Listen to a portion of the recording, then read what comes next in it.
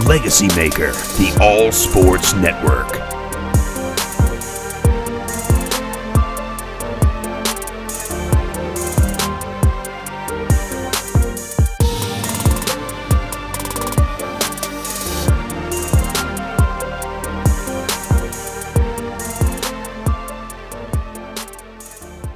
Hello, everybody. Darrell Owens, LegacyMaker Sports Network, and this is another edition of the LegacyMaker Sports News Update, July 15th, 2020.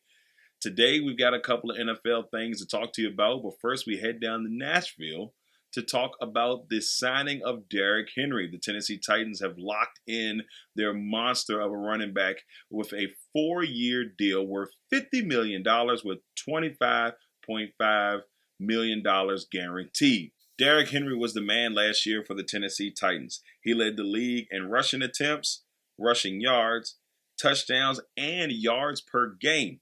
Without him, the Tennessee Titans would not have made it to the AFC Championship game. The Tennessee Titans are in great shape after signing Henry. They now have their running back and quarterback locked in for the next couple of years. It's going to be interesting to see if Tannehill and Henry can help continue to push wins out for this Tennessee Titans team.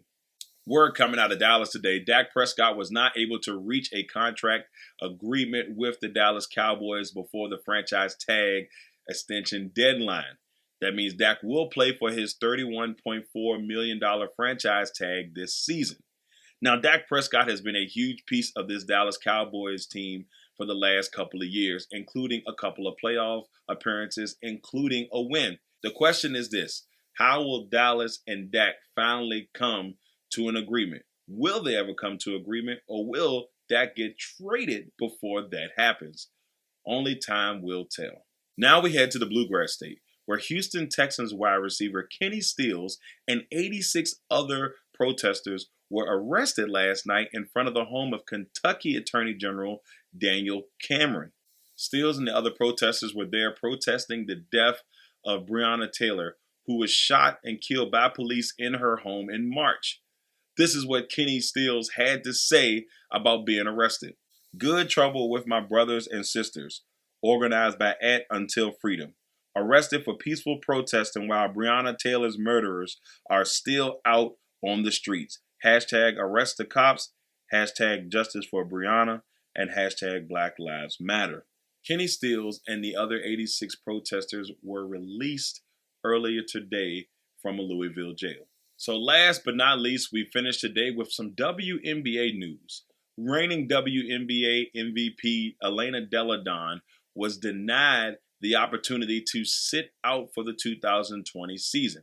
Now, the WNBA were giving players options to opt out due to medical reasons. Now, Elena has a huge medical reason, and the fact is she has Lyme disease. She also announced today that she takes 64 different pills a day to combat the Lyme disease, but was not able to reach an agreement with the WNBA about sitting out for the season. This is what Elena had to say to Ellie Duncan on ESPN SportsCenter earlier today. Shock. I mean, for 9 years now, I've been dealing with Lyme disease and other co-infections that have destroyed my immune system, and I've been immune compromised for years. So when COVID has come around and I saw that if you're immunocompromised, you have to be super careful. I've been that, and I went through the process with the league of submitting all my information. My doctor, who's been treating me for 9 years, submitted a letter basically saying this isn't safe for her. So when I got the call that I was denied, I just was completely shocked. I didn't understand. And now it's almost like I'm asked to ignore the one doctor that heard me and has been treating me and is enabling me to kind of live a normal life with the protocol and the treatment he's had me on for years. This is a bad look for the WNBA. When your two-time league MVP has this situation come up and you don't protect your MVP, what does that say about the rest of the league? Hopefully the WNBA will be able to resolve this with Elena Delle, but only time will tell. All right, everybody, I'm Darrell Owens, and this has been a LegacyMaker Sports News Update, July 15th, 2020. Thank you all for tuning in, and we'll see you next time.